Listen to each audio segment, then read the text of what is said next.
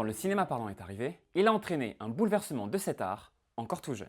De nombreux comédiens ont disparu du jour au lendemain, et les réalisateurs alors récalcitrants ont dû s'adapter progressivement. Et surtout, cette nouvelle technologie va finir par redéfinir les cartes du cinéma mondial, déjà bouleversées par la Première Guerre mondiale. Les Français, Pathé et Gaumont, autrefois si dominateurs, vont définitivement perdre leur place au profit du cinéma américain et des majors d'Hollywood. Dans les années 30, le monde est comme le cinéma, en pleine mutation. En 1929, la Grande Dépression, la plus grande crise économique du XXe siècle, bouleverse les économies. Celle-ci, durement touchée par la Première Guerre mondiale et cette Grande Dépression, entraîne un changement politique mondial. En Allemagne, le nazisme, déjà bien implanté, prend officiellement le pouvoir en 1933. Plus généralement, une vague d'autoritarisme et de censure transforme le cinéma. La première conséquence, elle est dans les sujets abordés. Le film noir et le film de gangster deviennent un genre privilégié. Un autre genre canalise les peurs du moment avec le film d'horreur et fantastique. Que ce soit Frankenstein en 1931, King Kong en 1933, le monstre est dans la ville, semant la panique dans la population. La censure s'impose partout. En France, le court-métrage Zéro de conduite de Jean Vigo, pamphlet libertaire, est considéré comme le premier film censuré dans l'Hexagone, alors que Bernard Nathan, propriétaire de Pathé, est violemment attaqué pour sa religion.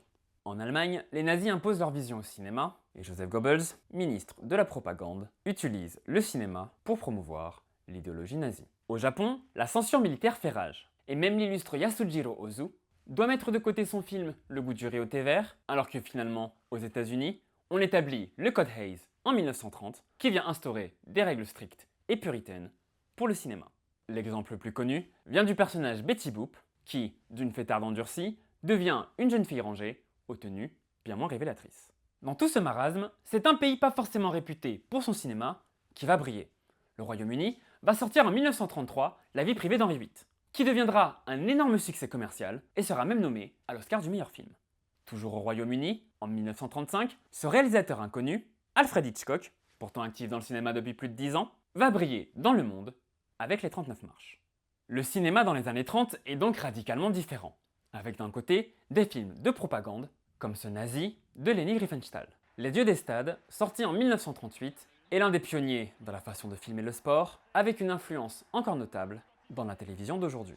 De l'autre côté, on a des films engagés contre la déshumanisation liée au capitalisme moderne, comme dans À nous la liberté et les temps modernes, ou encore des films anti-guerre, et se moquant de la dictature, comme La soupe au canard avec les Marx Brothers et La grande illusion de Jean Renoir. La Seconde Guerre mondiale met encore plus à mal les industries déjà éprouvées par la crise. Et dans ces conditions, les États-Unis assoient leur assise sur le cinéma. Ils sortent des films qui traitent de la guerre, comme Le Dictateur, Casablanca ou To Be or Not to Be. D'autres œuvres révolutionnent même le cinéma, comme le premier long métrage d'un certain Orson Welles, Citizen Kane, qui innove dans sa façon de filmer et de raconter les histoires. Finalement, les États-Unis dominent aussi grâce à un changement technologique majeur, la couleur. L'arrivée du Technicolor et des Une étoile est née, Le magicien d'Oz, Autant en emporte le vent, ou encore les films d'un certain Walt Disney vont couronner un cinéma déjà dominant. Le cinéma connaît alors ces dernières années de domination sur l'art, car une nouvelle invention va encore une fois révolutionner le divertissement.